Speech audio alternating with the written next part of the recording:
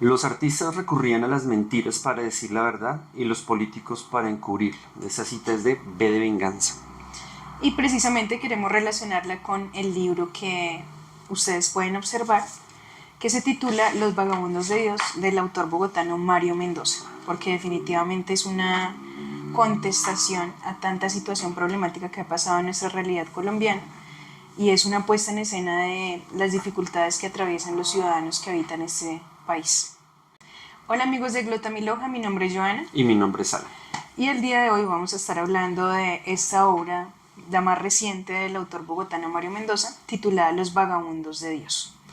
Recordemos que este autor es bastante reconocido, no solo en nuestra región, sino en diferentes países, porque da a conocer, sin ningún tapujo, muchas de las circunstancias más complejas que ha vivido pues el colombiano y el bogotano de a pie, con diversas situaciones que se han hecho históricas, que se han introducido en nuestra memoria colectiva, en obras como Satanás, como Lady Masacre y como esta de la que vamos a estar hablando el día de hoy. Entonces, Alan, cuéntanos por favor en qué contexto está ubicada esta obra. La obra se contextualiza en épocas de pre y pospandemia. O sea, tenemos la prepandemia, la pandemia y la pospandemia finalmente. En el cual pues todos sufrimos de, todos en el planeta, de hecho sufrimos grave encierro y estábamos desesperados. Sin embargo, acá en Colombia pasó algo, además de todo eso, durante esa época, y fue el estallido social. Entonces, este estallido social, como ustedes bien saben, en ese estallido social hubo mucha afectación a nivel de las autoridades, los CAIs fueron atacados. Eh, la policía, el ejército se extralimitó en algún momento con la población civil e incluso algunos que se llamaban a sí mismos personas de bien comenzaron a atacar armados a civiles que ellos consideraban que no eran personas tan de bien, que eran hippies o que eran personas indeseables. Entonces, pues ahí tenemos ese pequeño contexto. De ese contexto también hubo un presidente eterno que tenemos por acá que en aquella época comenzaba a hablar sobre la guerra molecular. Entonces ya no eran nada más unos grupos que se armaban, sino que cada individuo podía ser sospechoso de actos en contra de la ley. Por el tema de la censura de YouTube, pues no podemos mencionar la palabra que comienza por T, pero es esa que ustedes están imaginando, justamente. Entonces ese es, grosso modo, el contexto que nos ofrece Mario Mendoza. Y creo que lo más interesante de esta obra es que nos da otra versión de la que fue mostrada en los medios oficiales de lo que sucedió en esa época. Entonces no sé si quieres añadir algo más al respecto. Bueno, sí, de hecho, bueno, dentro de todo lo que juega en la novela, en su en el contexto que podemos ver acá, está de plano como Adán Santana, que es nuestro protagonista, es un escritor dentro de la novela que termina siendo más bien un trabajo detectivesco, ah, de principio casi el fin, que hay un cambio al final, hay un giro, y es ver la desesperanza que hay cada vez que hay que buscar a las autoridades para comunicarles, oiga, pasa esto, están atacando a tal persona, los derechos humanos están siendo afectados, pero la policía está infiltrada, pero los militares incluso se casan dentro de la novela los unos a los otros, algunos se quieren comunicar, y los medios de comunicación aparecen como simplemente una prensa comprada por ciertas corporaciones, el mismo gobierno, lo que convierte todo en una farsa, en una gran farsa donde nadie puede comunicar nada realmente. Entonces, ¿qué hace el libro? Nos brinda, por medio de la ficcionalización, por medio de la investigación de Mario Mendoza, qué pudo haber pasado tras bambalinas, más allá de, de lo que nos deja ver un noticiero identificado con tres letras u otro noticiero identificado con un animalito, que es un acrónimo muy conocido acá en Colombia. Entonces, ahí estamos. Bueno, pues bastante interesante el contexto entonces que nos plantea el autor para su narrativa. Y acá viene una pregunta que pues yo creo que a todos los que hemos visto el libro nos ha saltado y es ¿quiénes serían entonces o a quiénes representarían esos vagabundos de Dios? Los vagabundos de Dios son personas que, más allá de no querer ser atrapadas por un ente estatal o demás cosas, son personas que se dan cuenta que el ego de una persona puede ser sumamente peligroso. De hecho, para hacer una acotación ahí rápida, me acuerdo mucho en la época de los 90 que Yasser Arafat decía que muchos de los conflictos bélicos en el planeta se podrían evitar si se controlaran los egos de los mandatarios de los países. En ese orden de ideas, estos vagabundos de Dios lo que quieren es escapar incluso de sí mismos. De sí mismos. ¿Y cómo lo hacen? Entonces, lo hacen estando en constante movimiento, todo el tiempo caminando, haciendo cosas, eh, tratando de esquivar un poco ese deseo del tener, del poseer, del acumular, y de esa manera pues estar pues conociendo más personas, conociendo más cosas acerca del mismo interior de sí mismos. Y en un movimiento sorpresivo también los vagabundos de Dios, cuando se habla de esto, que de hecho es muy al final del libro, pues lo que él dice es que un buen remedio para aquellas personas que desean, digamos, finalizar su existencia, no es tanto hacerlo de manera definitiva, ¿sí? Con una ojiva en la cabeza, un lazo alrededor del cuello, sino viajar, estar en movimiento. De esa manera se va muriendo un poco de uno en cada parte, se muere el instante, se muere el momento, pero se hace razonado. Y mientras uno crea ese movimiento, pues se da cuenta también que el tema de, digamos, finalizar la existencia también tiene que ver mucho con el ego, con la desesperación. Entonces, de eso se trata los vagabundos de Dios, como aislarse, comenzar a ver las cosas desde otra dimensión y no solamente lo que llama el mismo Mario Mendoza el establecimiento, pues nos brinda. Pues como es esto, afánese, acelérese. No, téngalo, haga otras cosas. Si quiere, aíslese de la ciudad. Las ciudades son bastante complicadas para la salud mental de uno no lo cree, eso se plantea en el libro. Hay muchas cosas que se manejan en el libro, la verdad es recomendable que lo leyeran a profundidad.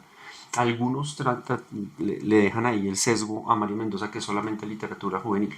Pues nosotros ya lo habíamos leído antes, y tal vez sí habían muchas cosas afines con la juventud, con la adolescencia incluso, pero este libro es un tanto diferente. Hay más que explorar en este libro, para ser honestos. Listo.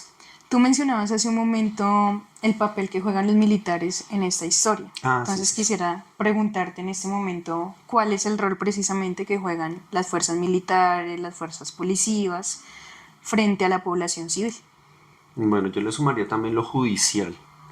Ah, y las fuerzas judiciales. Sí, entonces pues lamentablemente vemos que todo este tema nunca está al servicio del pueblo, por más que se pague con nuestros impuestos o eso, pero se nota dentro del libro es un profundo temor a ellos, un temor al policía, un temor al militar, un temor terrible a los jueces, que en ciertos momentos y dependiendo con quien uno tenga un problema, entonces pues simplemente son personas que van a beneficiar a, pues digamos, la retribución que se pueda tener en el momento. Eh, y es bastante doloroso ver esto reflejado en nuestra realidad. De hecho, pues lo quise como sincretizar en unas frases. Y en el libro es obvio que los jueces a cargo de la justicia no la hacen valer, se convierten entonces en los abogados de los violadores de los derechos humanos. Lo vemos todo el tiempo acá. Y además, dependiendo de qué familia sea su merced, también es un problema. Desafortunadamente. El otro que escribimos por acá es: los mandos militares y policíos no respaldan al pueblo, se limitan a ser los escoltas de los poderosos. Entonces se tiende a proteger a cierta clase social que tiene ciertos poderes, que tiene ciertas influencias, y hasta ahí. Si usted no tiene un buen apellido, bien conectado, a usted en un problema se le puede poner bastante difícil, como un ejemplo que nos pone también más allá de la mitad del libro, que es el final, y es el caso de Claudio Benjumea y el señor Alan Gutiérrez. Claro, es un Alan distinto a mí, no se preocupen. Entonces, Claudio Benjumea básicamente es el hijo de un senador de apellido Benjumea a sí mismo, que pues gusta de la rumba, muchos gustan de la rumba, pero este muchacho pues cometió una imprudencia que escoger desde acá de la 1 de Mayo. Aclaro que es algo que está dentro de la novela, ¿sí? No es que haya pasado, no es que, ¿sí? Aunque uno no sabe, ¿sí? Uno no sabe, ¿sí? Ahí sí, cualquier parecido con Sí. la realidad es pura coincidencia. No, no es pura coincidencia. Entonces, Claudio Benjumea está consumiendo alcohol, está consumiendo drogas, su novia trata de persuadirlo para que no se vaya hacia la casa manejando. Ella se tiene que ir antes, le deja un conductor elegido, llama un servicio de estos. Y resulta y pasa que el hombre a la final no hace caso, coge su carro, se va a toda velocidad por la 1 de Mayo, da la oreja por acá para poder entre cuadras coger la 68 hacia el sur y se va a toda por la 68, se pasa un rojo y se estrella con un carro, que es el carro de Alan Gutiérrez. Antes de este accidente, Alan Gutiérrez es un triatlonista. Pues basta enunciar que Benjumea es hijo de senador, obviamente no responde por nada, en cuestión de días lo tienen fuera del país, no sucede nada, como muchas cosas acá, e incluso se cambia el nombre por Michael Smith Robertson, le ponen nacionalidad nueva, todo. Entonces, así se va formando una idea de qué es lo que hace el ego y el establecimiento en la vida de la persona.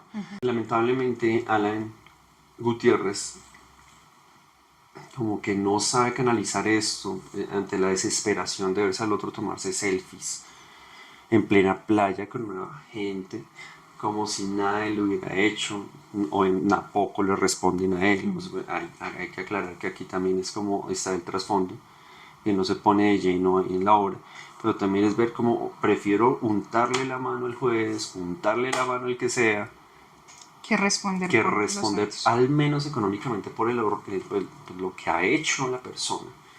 Entonces es bastante complicado. Alan Gutiérrez es armado por un grupo en el que él se mete, que es como un subgrupo de algo llamado Cruz y Resistencia, que tiene unos valores muy claros, incluso de pacifismo, pero que al final no se respeta tanto y sacan un subgrupo que es el Club de los Relámpagos Plateados. Entonces son relámpagos plateados porque son poquitos, duran poquito, pero con un destello de ellos, según ellos, todo se ilumina de verdad, pero a la final todo termina siendo una farsa, porque lo único que piensan es en vengarse, y el caso de Alan es solo uno, termina masacrando un poco de gente en una discoteca donde pues se venga de Claudio Benjumea convertido en Michael Smith Robertson, mata a la novia, mata a un poco de gente que nada tenía que ver con ese cuento, como 2 policías, incluso 2 personas del cuerpo de seguridad del bar, que no le habían hecho nada. Y es esa falsa pretensión de la venganza en tratar de convertirse en justicia. En realidad, simplemente todo se vuelve un caos. Un caos. Termina en destrucción absoluta, Sí. en una oscuridad tremenda para la propia persona. Sí, entonces otra vez, tratar de escapar del ego, tratar de escapar de sí mismo, de las propias ideas que pueden ser muchas veces muy nocivas. Bueno, ya nos diste una abrebocas bastante interesante de cómo esta novela ficcionaliza, pero al mismo tiempo muestra elementos de la realidad bastante claros, ¿no? Quisiera cerrar con una pregunta para ti, es, de todo lo que nos has mostrado, ¿qué destacarías de la novela? Bueno, para decir lo que más destaca la novela es, en alguna época a mí me enseñaron algo, gente de la Universidad Nacional, que se llamaba el arte del contrabando.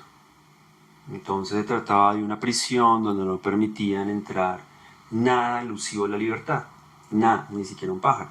Hay un prisionero, tiene un hijo, le quiere llevar unos dibujos en una visita de unos pájaros, se los quitan a la entrada, dejan entrar al niño, habla con su papá que está encerrado y le dice que qué pena, pero que le quitaron el dibujo que le traía como regalo. A la visita siguiente, el niño llega con un árbol de manzanas. Entonces, de manzanas o de cerezas, algo pequeño. Le dejan entrar el dibujo del árbol con los frutos y le dice al papá que es chito. que los pájaros están escondidos, que esos no son frutos, sino que son los ojos de los árboles que los tuvo que meter ahí. Entonces de ahí lo del tema del arte del contrabando, es como, por más encerrado que usted esté, pues tratar de comunicar un poco de libertad a las personas que de pronto están en una situación desventajosa frente a, lo vamos a utilizar con la palabra de Mario Mendoza, del establecimiento. Esa es una gran obra de contrabando. Así no, de pronto por el nombre del autor, tiendan a no creer. La única forma que van a salir de, digamos, de la duda es leyéndolo. Eso sí, tengan en cuenta que las primeras dos partes, el libro está dividido en tres partes, cada parte tiene tres capítulos. En los primeros dos capítulos ustedes van a encontrar, se van a encontrar con la locura, la desesperación, gente que no quiere ya la existencia, quieren vivir. Entonces, y uno piensa, no, pero ¿cómo así? A mí me dijeron que esta obra tenía unos componentes distintos. Si ustedes ponen atención, cuando aterrizan todo en la tercera parte, ustedes comienzan a revertir en la cabeza muchas cosas, muchas cosas que de pronto pensaron equivocadamente antes del libro. Y ahí sí toca ser un lector atento, como el que reclamaba muchas veces Saramago. El lector atento se dio cuenta tal y tal cosa. Entonces es una obra que yo destaco por eso, es lo que más destaco de esta obra. Eso sí, para hacer esto, aquí no tenemos metidos dentro del árbol un montón de pájaros así con los ojitos. Acá tenemos es una cascada, es multitudes de personajes que aparecen hasta prácticamente el final de la obra, aparecen y aparecen personas, es una cosa impresionante. Y en ese sentido yo te había dicho antes que se parece un poco a Estaba la pájara pinta. Entonces ahí tenemos un poco cómo se muestra esto, es muy interesante, sobre todo para todo el mundo, sí, pero sobre todo yo creo que para los colombianos, caleños, paisas y bogotanos durante la época de la pandemia y el estallido social. Creo que hay mucho de Colombia, pero sobre todo estas tres ciudades, de lo que pasó y cómo se tomó el ataque a ciertas mandos y autoridades, lamentablemente, pues a la maldita sea. Lo único que uno puede concluir, a la maldita sea, esto no se puede mejorar.